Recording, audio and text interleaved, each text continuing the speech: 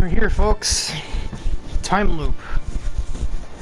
As soon as Carbon was finally taken down at the hands of Burn and the Powerpuff Girls, a mysterious anomaly occurs. Drivers are whisked away from Black Cat County into very different locations. Some, such as our little boy MetaCog here, who have ended up at a very familiar location. MetaCog should be plenty familiar with Red Bull Ring. He's even won a couple of races here over the course of Universe Zero, including the first one. He won the very first race of Universe Zero. Coincidence? Time will tell.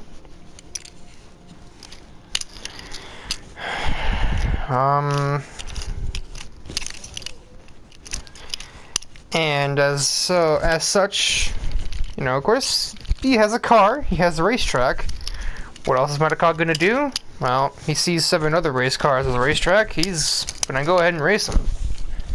Who are they? And he doesn't know. No one really knows, other than the other ones that are there. But we do know he's probably going to stomp them. I'm just gonna check the settings. Seems about in order. A brief overview of the different cars that will appear.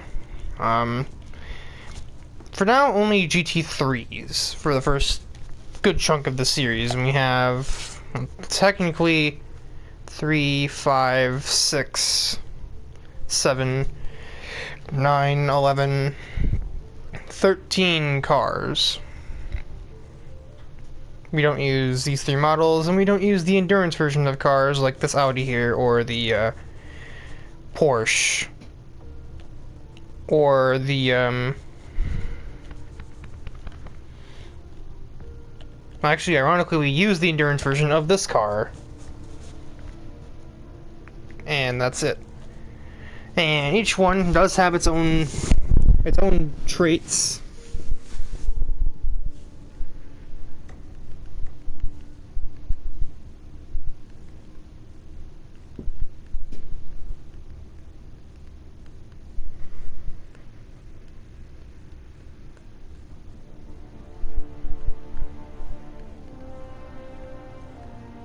I'm gonna try to respond to someone.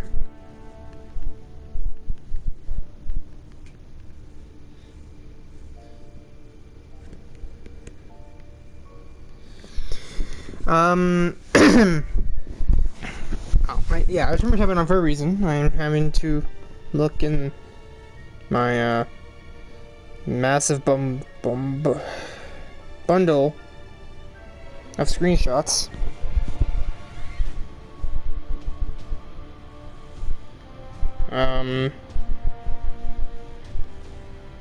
Yeah, storage space. Kiss me behind.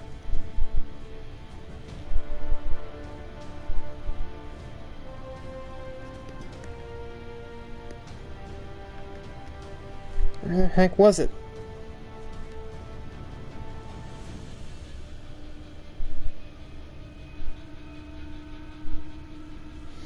It was like somewhere, it was like a laid out thing of different cars' behavior.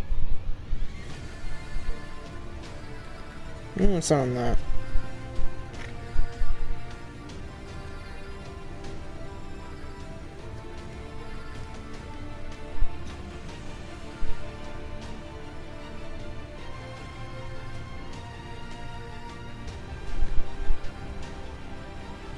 Am I blind? There it is.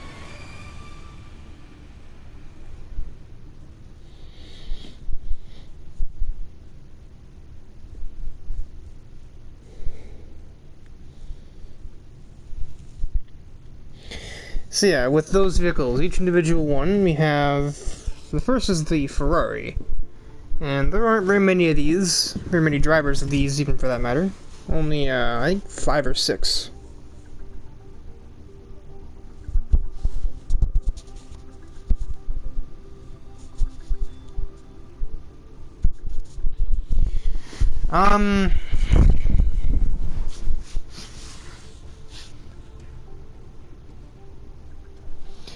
So yeah, for example, Alex drives a Ferrari. And the Ferrari is categorized with very understeery handling, which I disagree with. Generally stable, good all-round car, but be careful on braking. And we have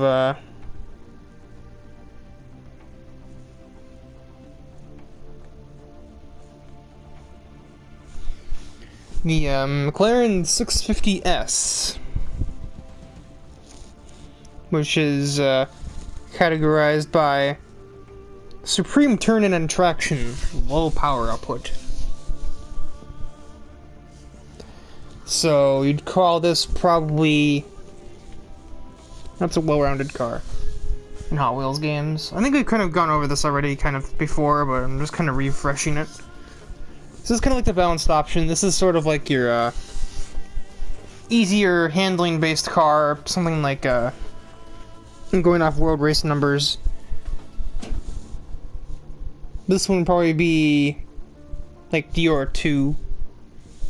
This one would be like 24/7. You have the Porsche 911 GT3R.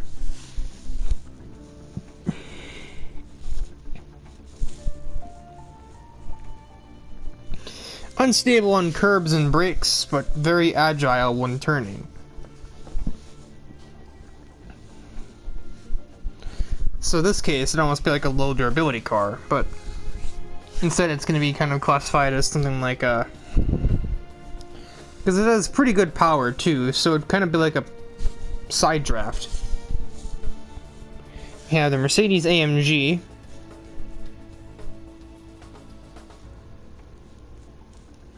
Which is classified by very neutral handling, super stable on acceleration and braking, decent power. So this would probably be,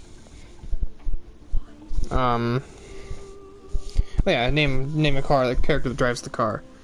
One character that drives this is Otto's car. Mojo Jojo and Gearhead drive a Porsche, and well, it's not this livery. I should probably take it off this livery. Captain Falcon is one character that drives this car, the Mercedes. Cadillac ATS. Very unstable on throttle and braking, sharp turning, decent power. So this one is definitely like not super tuned, but like no, not that. I don't know what you'd call this. High power, low anything else, so kind of like a...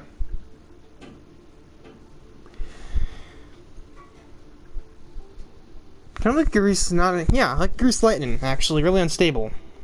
We have the Bentley Continental.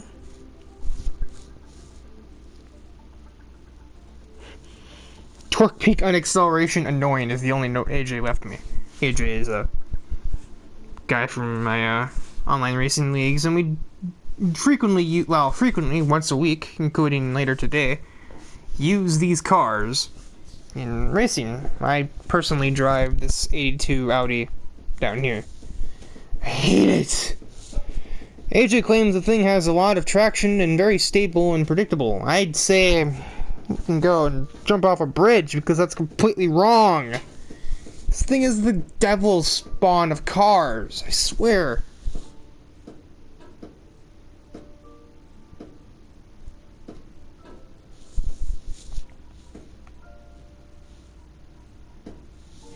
Just hates bumps, and that's the main problem, because a lot of these tracks are a little older and therefore bumpy. Yeah, so the Bentley Continental is seen as sort of a sharp turn-in car and not much else. A little unstable, and the torque peak, as you mentioned, means like weak acceleration if you don't shift right.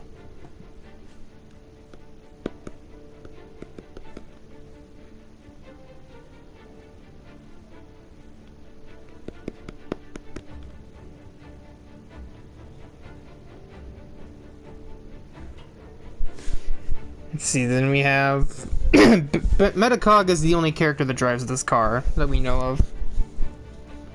Unless that's changed. I don't think it has, though. Yeah, no. It's LY actually. We use a 2016 model of this for a guest character later on. You saw him in the preview. It's Enduro's car. The G55 is driven by Sloopy-Doo and Professor Justice. It's classified as very much an Aero Flash. Feels like a go-kart. Nice cornering, but twitchy and too little power.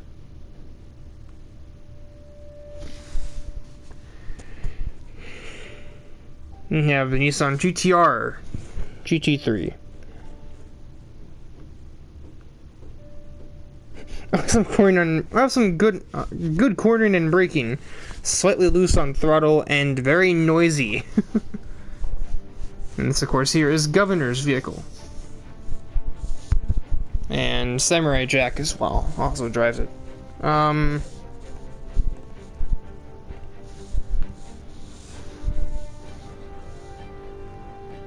what he does not mention here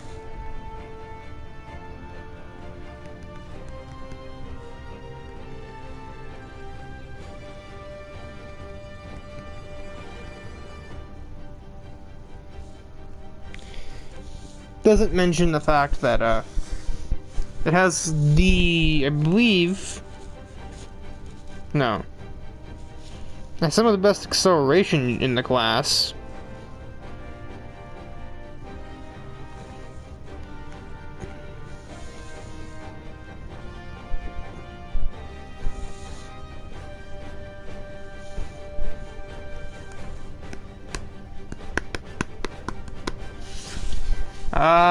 But yeah, otherwise, it's just kind of there. It's sort of an all-rounder, but it's like a really high-risk all-rounder. It's some, like, Silhouette 2's stats. RIP. And we have the Lamborghini Huracan, the most widely used car, with 5 different characters using it.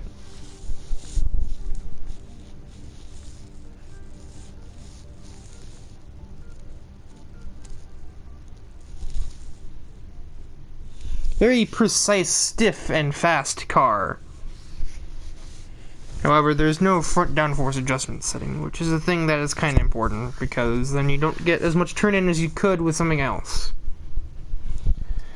Turn-in isn't like sharp handling, but not much stability is gained from doing so. Anyway, and one of my personal favorites to drive, out of all the GT3 cars, my top 3 basically goes, well, third is the 488, second is the Huracan, and the best is the Acura is my favorite to drive.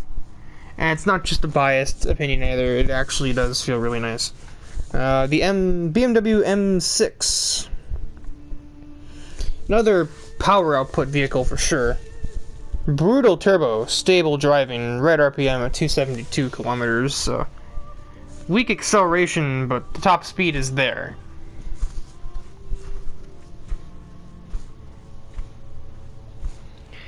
272 kilometers, I believe, is somewhere around 160 miles an hour, which is not what that says there with the figures, but that's also when the transmission is set up for maximum top speed. And you're looking at Muscle Tone's car here, but Sparky and Bedlam also drive this.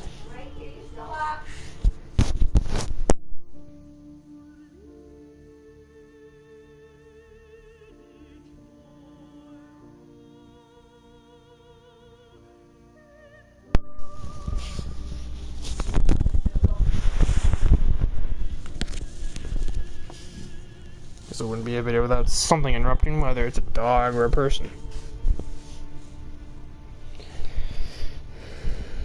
And then we have the Acura. Stable and drivable, yeah, great. Not very much detail put in there. It's definitely like another Aero Flash or a...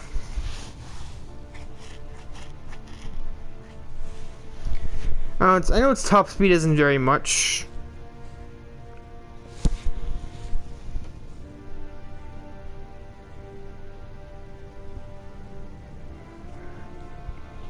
But when you have good handling, you don't really need as much top speed.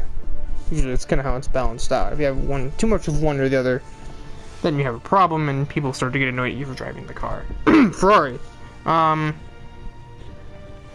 Yeah, the Ferrari, Mercedes, and Porsche are the best all-around the best cars performance-wise. I think the Mercedes is probably the safest option of the three.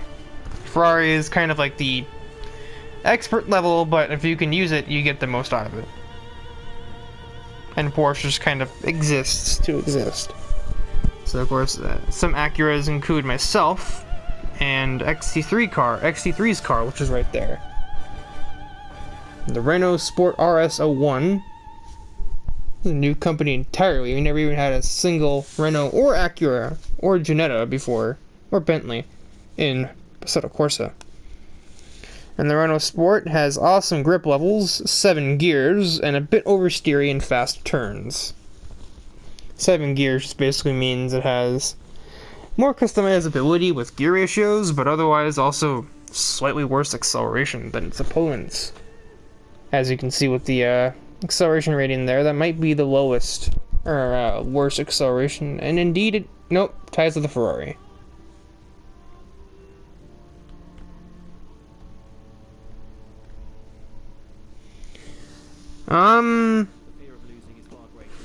And the last usable vehicle is the regular Audi R8, which I mentioned before. I think it's a fine car on flatter tracks, on tracks with elevation changes, or older tracks that have a lot of bumps on them. This car can be a nightmare. And given that it has pretty good pace as far as like straight lines, this definitely personifies So Fast, and therefore that's why it's So Fast's car. The number 10 down here is So Fast's vehicle. But anyway, enough of the malarkey about the different vehicles. Let's actually get to the driving. 20 minutes later, I could probably cut it here almost. This is almost an episode, but yes, YouTube, I know what the history page is for. So anyway,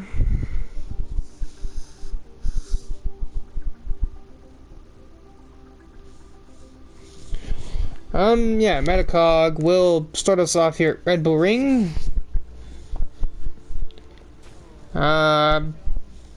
This is the absolute lowest amount of cars we'll get in a race, only 8 competitors, including MetaCog.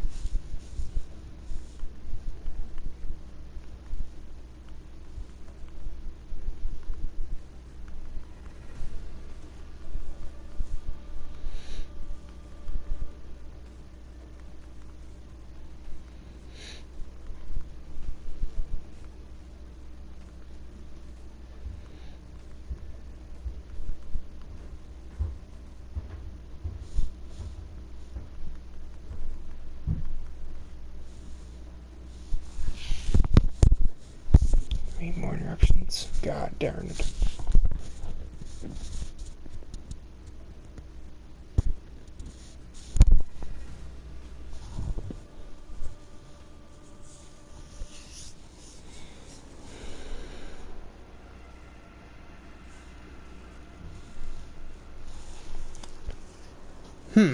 Interesting.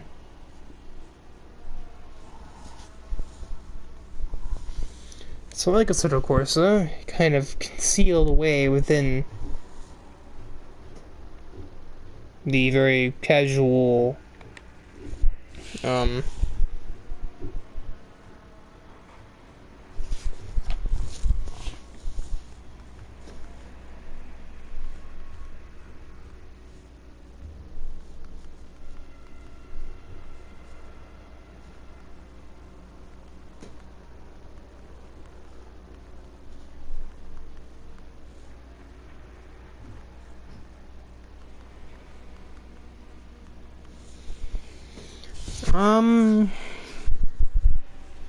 I'm trying to like balance 3 things at once. I'm trying to see what the person over there is doing, think about setup changes, get YouTube set up because I'm having music in the background. I have a half an hour race to do, and I'm also trying to respond to my eventual commentary partner because he's trying to mess around with the sleep schedule.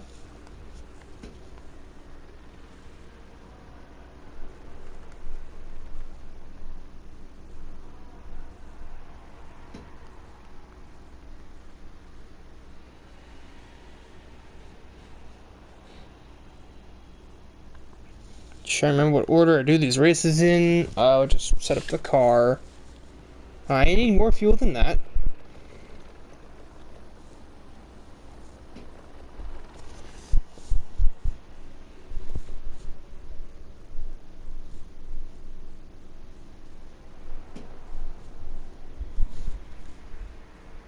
That should be safe right there. I don't think I need that much. But, just to make 100% sure that I have enough and I don't just look like an idiot.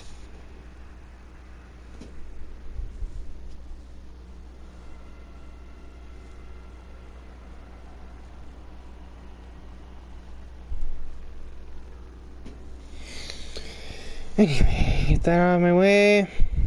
Start up YouTube, and we can finally begin.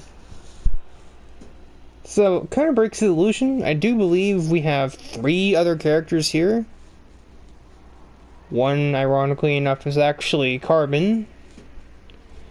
We have Bedlam starting 3rd, and starting behind me, I think, might be someone else's car. No. That's no one. So we just have,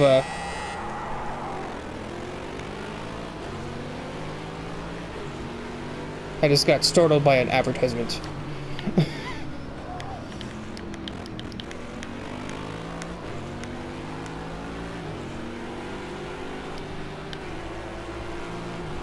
I shall assist Bedlam.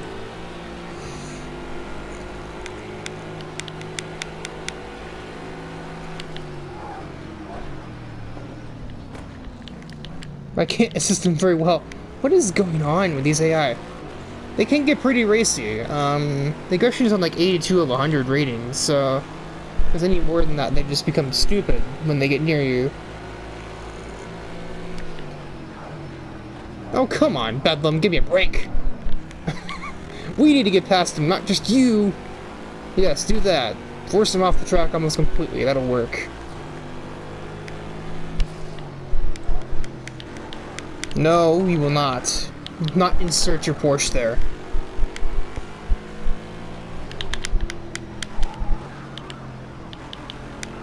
Now I have to get around him myself.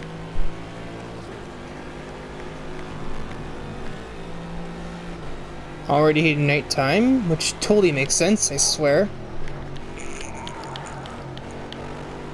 Well, of course, we've already gone over many times why this is happening.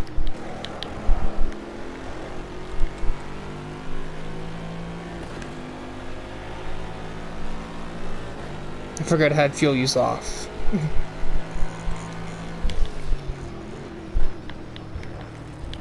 Oh, you're trying to cut me off? Okay, Bedlam. We're gonna make a race out of it.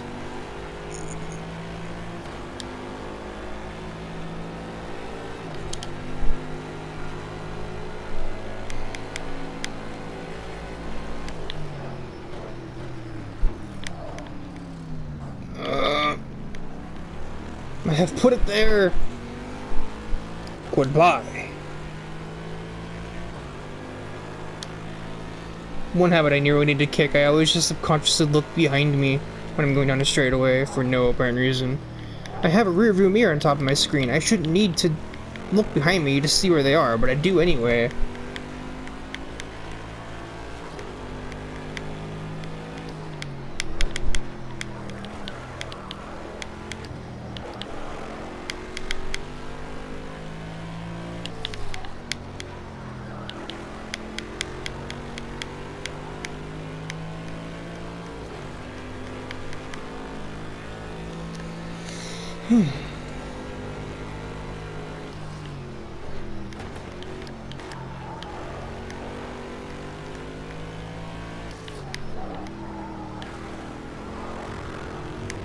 Oh.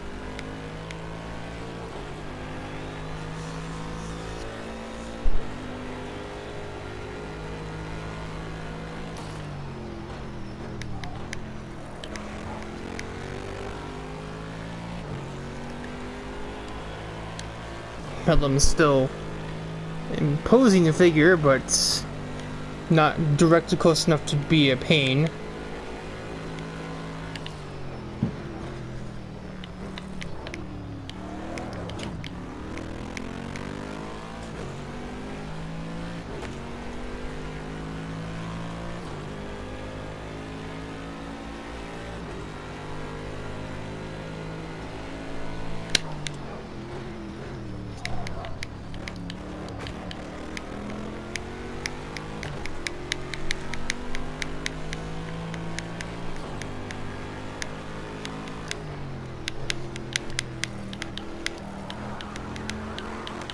The problem with the music being that it might kind of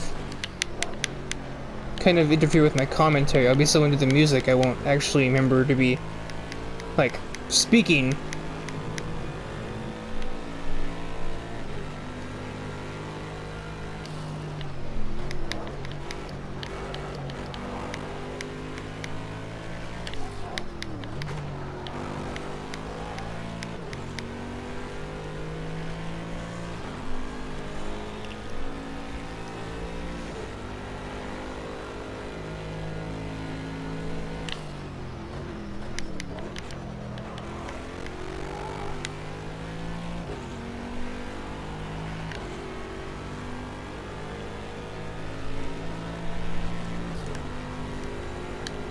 Still ways back as Bedlam. I should be fine as long as I don't screw up the track.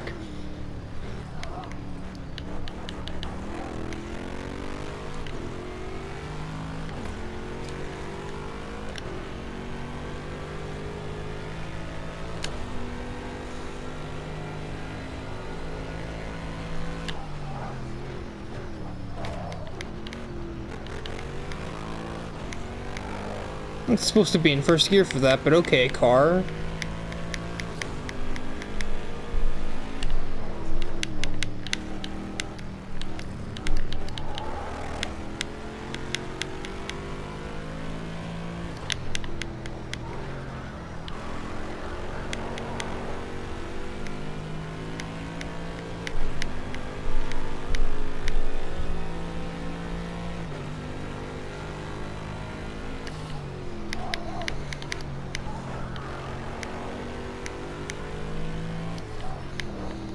You know, the fact that the appearance of opponents that are relevant to the series kind of plays into the idea of like your philosophy of plan some things, believe other things up to like random chance, because I didn't plan for Bedlam to be in my way.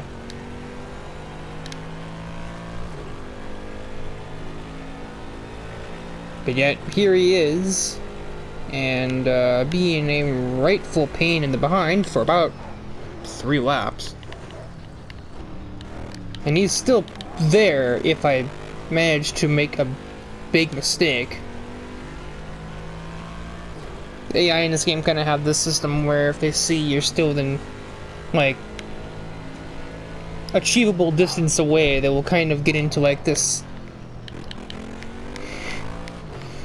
like, oh yeah energy, like, I'm really feeling it, like Shulk over here attitude, and then it'll start to drive a little better to try and catch you and make up time on you, which is kind of accurate to how a real race car driver would handle chasing opponents.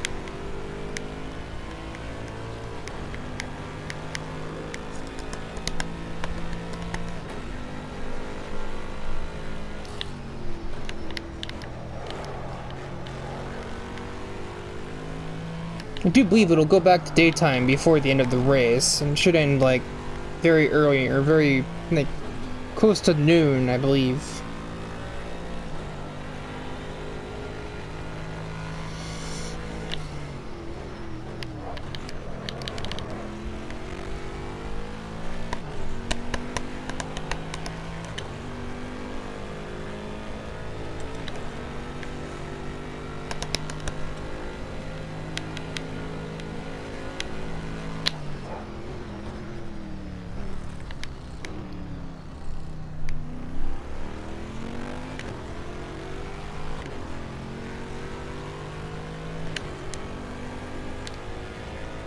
Go away, Bedlam. I don't want any of what you're selling.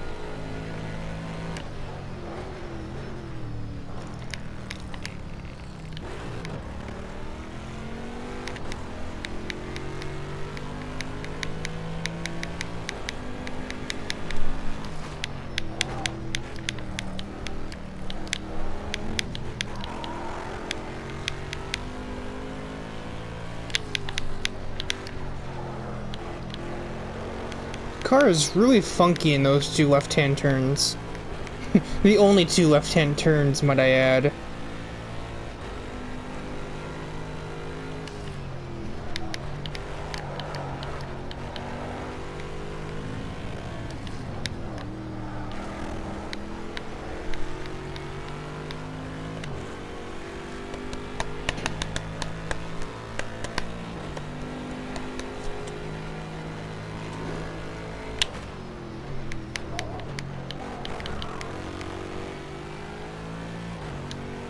Seriously, Bedlam, off yourself. You're a no-show. Stop interfering with what MetaCog is trying to... MetaCog? MetaCog is trying to perform.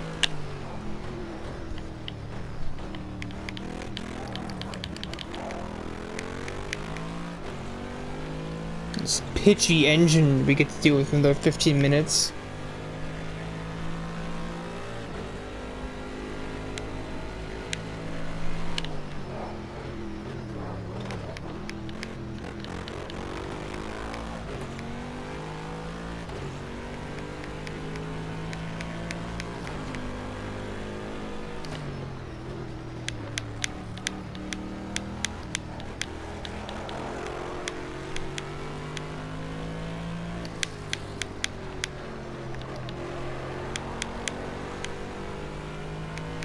There we go. Finally, the car didn't get really antsy up there.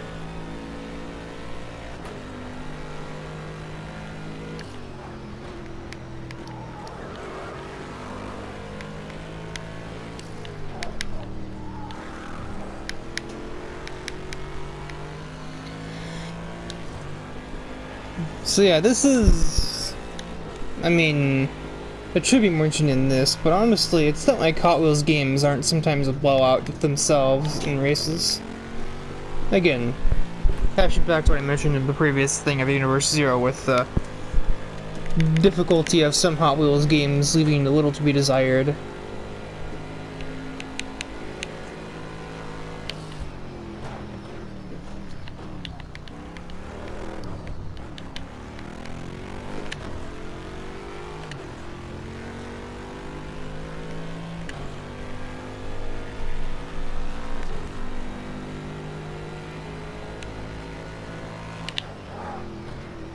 That might be too late. No, we're good.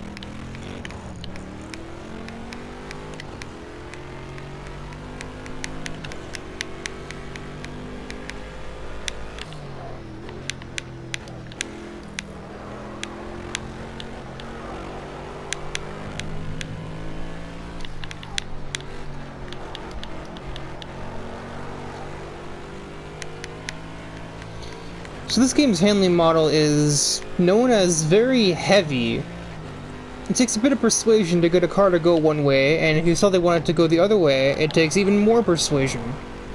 This can become a big issue if the car starts to slide on you, because sometimes getting it to go back the way you want it is a very big task.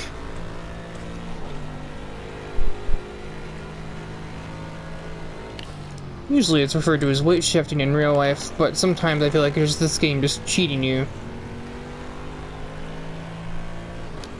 And that's kind of why the vehicles that have a lot of traction are really nice, and why things that are weak to elevation changes, like the Audi, are a pain.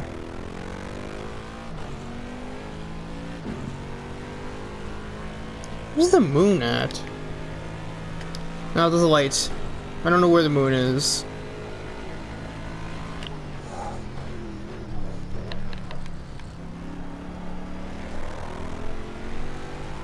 It must just be like above my head somewhere. Oh, suddenly lighting changes. You might have seen that in the background. We're getting near probably 4 or 5 in the morning right now. Oh, there's the moon. It's behind that mountain over there. In case you somehow aren't looking at your screen, which, I mean, I don't know what you're doing in the background, so you might be doing something else, but then again, you pointing out it's behind a mountain, then just became pointless.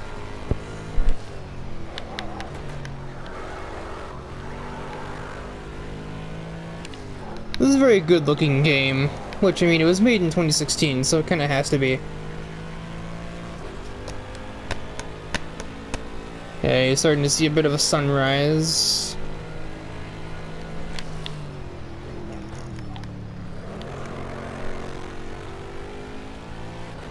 Sunrise in the Austrian mountains. The purplish hue coming from the same direction the moon is going, though, which doesn't make all that much sense, but I'm not gonna put too much thought into it because I'm currently trying to drive a car. It seems Bedlam has finally conceded. Oh, no, it's coming from that way. I'm just dumb. Bedlam has mostly conceded. He's still looming, but he doesn't really have the outright power to catch and be a threat to, like, my lead. Just kind of staying there at a respectful distance. Of course, it's very possible that the drivers don't even know that this is... Like, MetaCog may not even know that that's Bedlam in that car. He wouldn't really have a way of knowing, because that's not Bedlam, that's a BMW M6. And same as Bedlam may not have any idea this is MetaCog, and this Bentley here. I know that, because I've named the characters, and it's kind of like... suspension of disbelief, almost. There's a term for it, where, like, the audience knows, and the characters don't know. You know, I get a really nice sunrise with the mountains in whatever direction that is. I don't know compass directions very well, especially not in Austria when I don't live in Austria.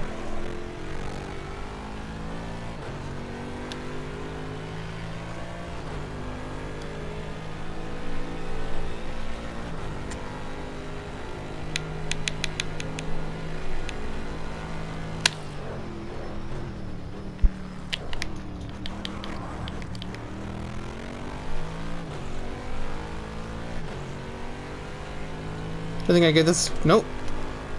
This mapped.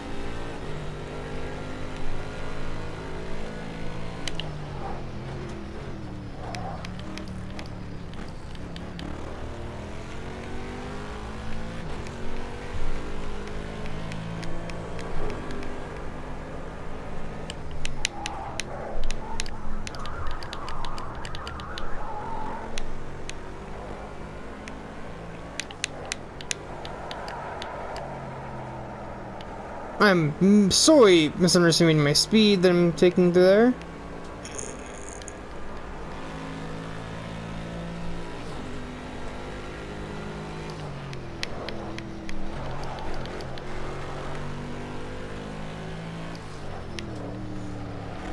So maybe about 5, just barely over 5 laps. It'll be like 6 laps to go as we cross the line here. Assuming my math is correct.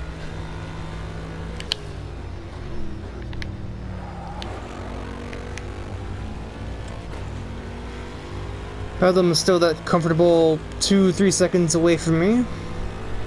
Close enough that I know he's there, not too close that I have to worry about him being there.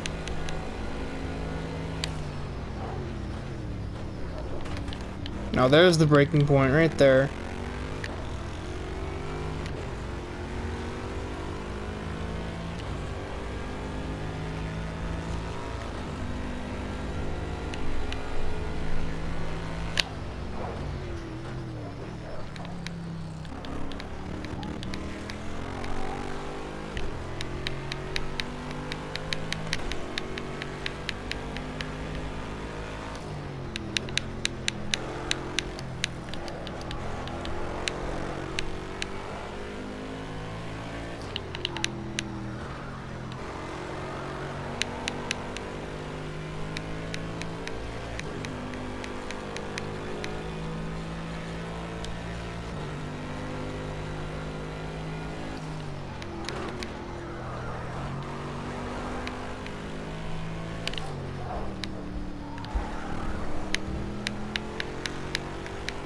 The thing with Bentley is it can actually hit curbs. Some cars don't have that luxury. Again, the Audi. Also, that's a lap right there.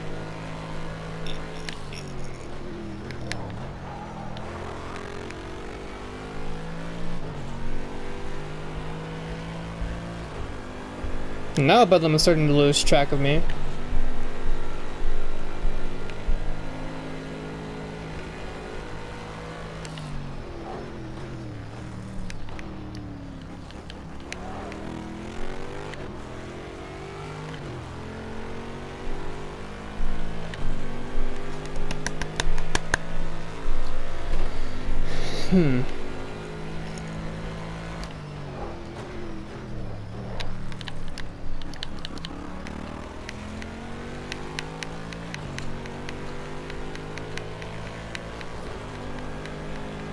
You can see all the other opponents that aren't Bedlam are in one big train there going into the next corner, or the previous turn.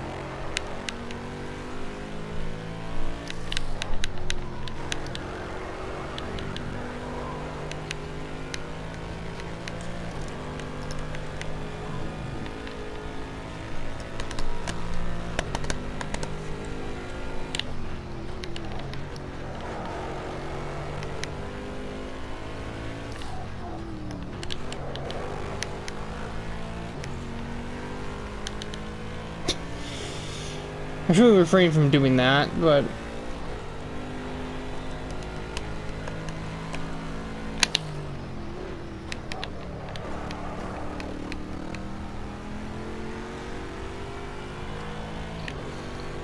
The only problem with this game is because of how comfortable I can get in most cars, especially in the GTA 3 class, other than, ironically, the one that I have to drive.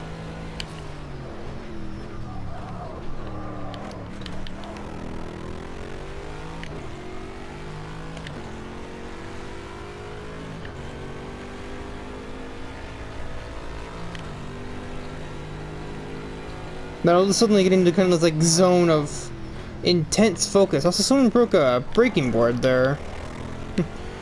Wasn't me.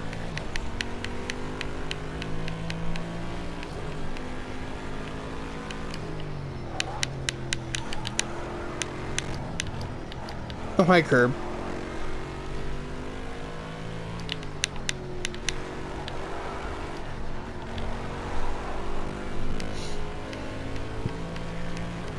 Okay, that should be like illegal.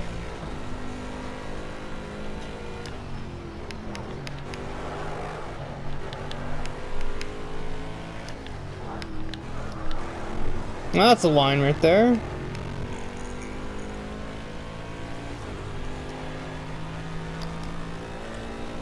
Got 3 laps to go.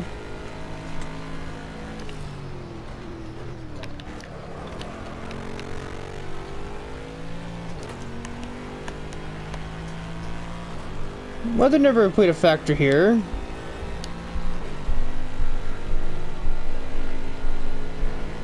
Which is probably a nice way to ease it in, but at the same time take out some of the interest that we could have in the racing.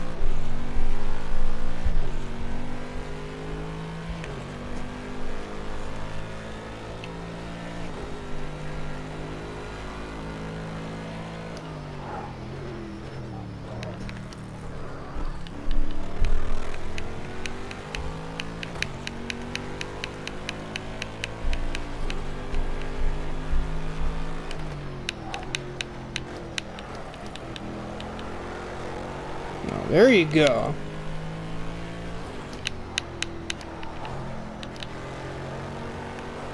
Now there we go.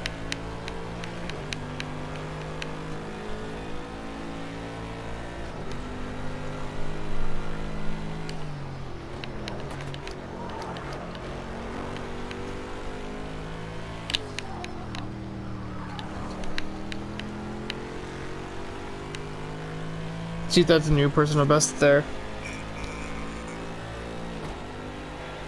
Oh yeah. I'm doing time trials now, because no opponent is really posing a plausible threat right now.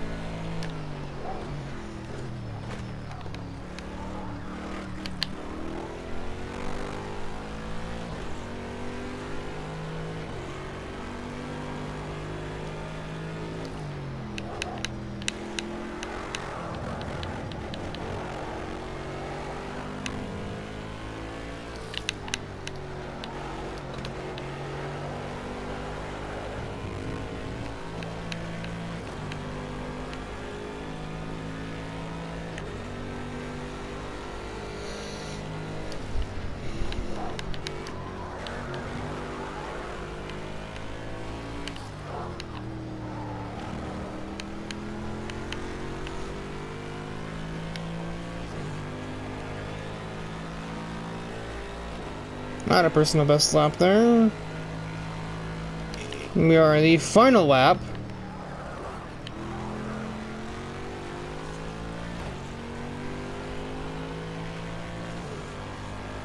Bedlam 8 seconds away from me. The split time's not always terribly accurate in this game.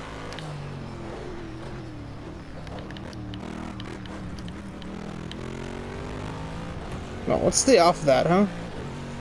Just because we can run over the curbs doesn't mean we have to.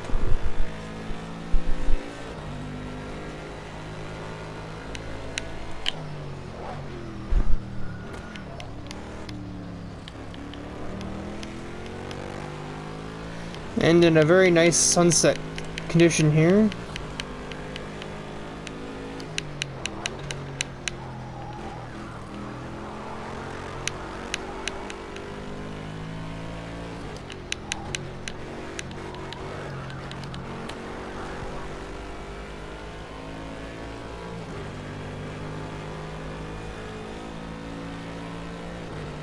And almost utter domination by the end of the race over Bedlam and any other competitors. MetaCog will repeat history in a much faster car and easily win at the Red Bull Ring. Right as the sun is setting behind the buildings and whatnot.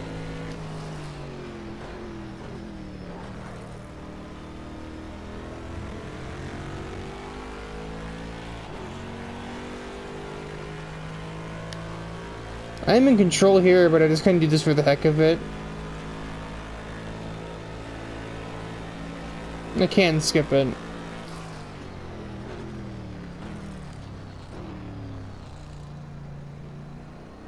But I kind of want to admire the nice sunset here.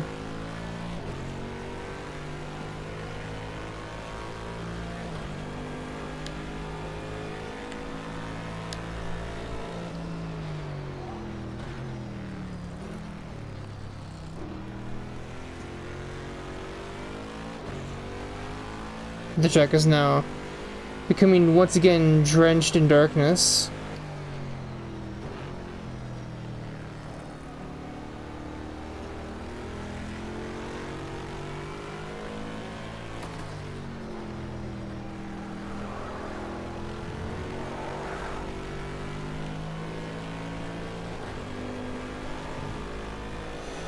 No man, he just called off. He's supposed to head into the pit lanes, so I'm gonna do that.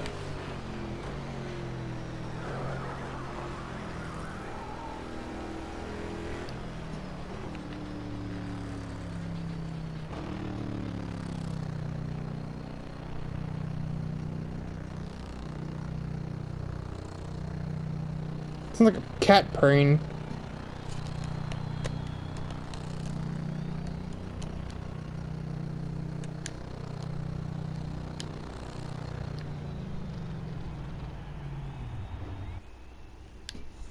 And there it is.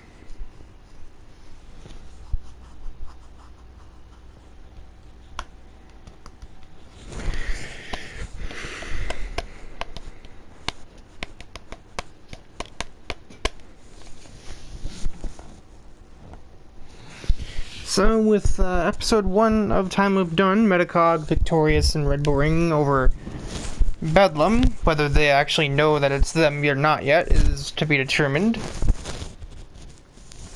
They may choose to stay together, they may choose to part ways, but who knows? They might not even have known they encountered each other. Just for the future to tell.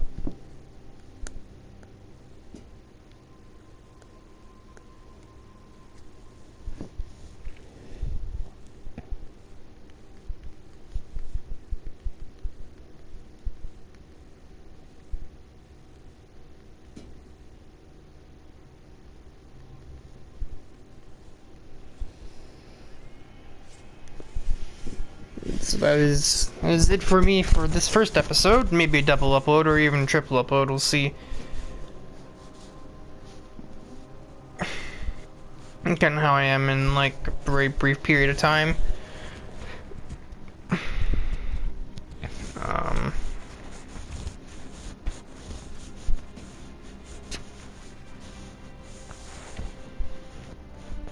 Anyway, yeah.